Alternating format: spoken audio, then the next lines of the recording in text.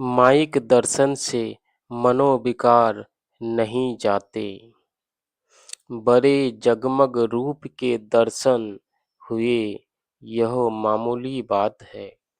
मनु राजा और शतरूपा ने बहुत तप किया, लेकिन शरीर ज्ञान से बाहर नहीं होकर शरीर में रहकर सुंदर दर्शन पाए। वे माईक दर्शन थे।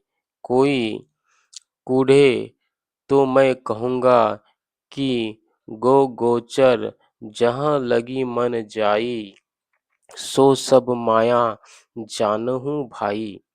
इसको कहाँ फेंक दीजिएगा। एक पंडित जी ने कहा कि भगवान राम का शरीर चिदानंदमय था। चिदानंदमय देह तुम्हारी, विगत विकार जान अधिकारी। मैंने कहा, चिदानंदमय रूप माईक व ओ माईक। उन्होंने कहा, ओ माईक। मैंने पूछा, तो क्या ओ माईक रूप के दर्शन इस माईक आँख से हो सकते हैं? थोड़ी देर चुप रहकर वे बोले, हाँ, यह समझने की बात है। भगवान कृष्ण के विराट रूप का वर्णन है कि उसमें बहुत से विकराल मुंह, हाथ, नाक, पैर, कान आदि थे। उस रूप को देखकर अर्जुन डर से थर-थर काँपता था, कहता था कि आप अपना सौम्य रूप दिखाइए। नारद को भी विश्व रूप के दर्शन हुए थे, लेकिन भगवान ने कहा था, तू मेरे जिस रूप को देख रहा है, यह सत्य नहीं है, यह माया है।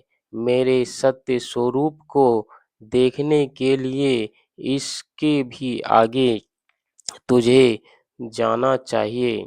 माया में रूप के दर्शन से मनु शतरूपा को क्या हुआ, रामायण में है। उन्होंने वर मांगा कि आप ही की तरह पुत्र हो, भले ही यह सात्विक इच्छा हो, स्वर्ग सुख भोगा। फिर राजा दशरथ और रानी कौशल्या हुए। इतने तप के बाद भी शिकार खेलने का इतना चस्का कि दिन को क्या और रात को क्या शिकार खेलते रहे। शरीर में इतना बल कि किसी का भय नहीं, शरीर रक्षक की जरूरत नहीं। शिकार के चस्के में रात में श्रवण कुमार को मार डाला। साप लिया कि पुत्र शोक में मरोगे। इसी तरह कश्यप और अदिति की कथा है। वही तप, वही फल, वही श्रवण को मारना और साप पाना। श्री राम को कल युवराज पद मिलेगा। राजा खुश होकर रनिवास में गए, कैकेयी के महल में गए। उनको मालूम हुआ कि वो कोप भवन में बैठी हुई है। यह जब सुना तो उसकी दशा कैसी हुई। तुलसीदास ऐसे भक्त को लिखना पड़ा। कोप भवन सुनी सकुचेऊ राऊ, भय बस अग हुर परई नो पाऊ। सुरपति बसई बाहुबल जाके, नरपति सकल रहहि रुख ताके। सो सुनि तिये रिस गएउ सुखाई, देखहु काम प्रताप बड़ाई। तुलसीदास जी असली बात को कैसे छिपाते।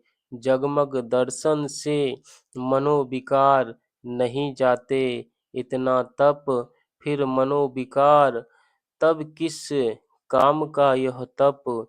शूल कुलीस असी अग वनिहारे, ते रति नाथ सुमन सर मारे इन बातों को देखते हैं तो होता है कि इनसे विशेष दर्शन होने चाहिए जहाँ विकार न हो। इसके लिए यत्न है समशील लील अपील पहले यह देखने की विद्या है फिर सुनने की विद्या है। धुनि धधक धीर गंभीर मुरली मरम मन मारग गहो। श्री सद्गुरु महाराज की जय।